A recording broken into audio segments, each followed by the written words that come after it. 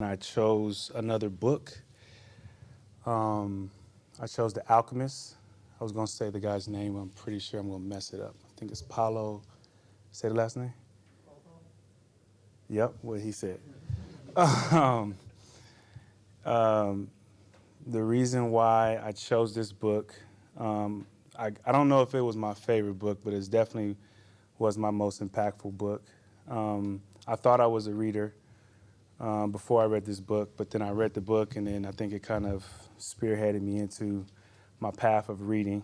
Um, it's a story about a young guy who thinks he knows what he wants and finds out that his life purpose is bigger than what it is, and he goes on this crazy journey to ultimately find out what he was looking for was inside of him already. The reason why that's was a big deal because I picked that book up. I think it was my third year, and I just got hurt. I hurt my foot, and I talked to the doctors, and they said I was supposed to be out 8 weeks.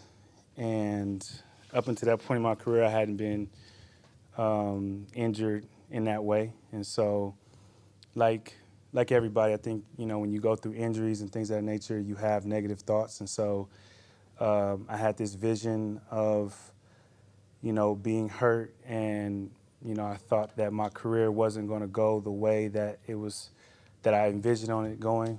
I was really I was really down at that point, but reading that book really opened my eyes to focusing on being in the moment. And I think too, I have this weird theory that when I get hurt, um, it means it's almost like God's way of slowing me down, like I'm putting off something that I'm supposed to be doing. So there was things that in my life that I felt I was supposed to be doing, supposed to be focused on that I wasn't. And so I felt like that was a way to slow me down. So, um, and it really helped me in that moment. It really helped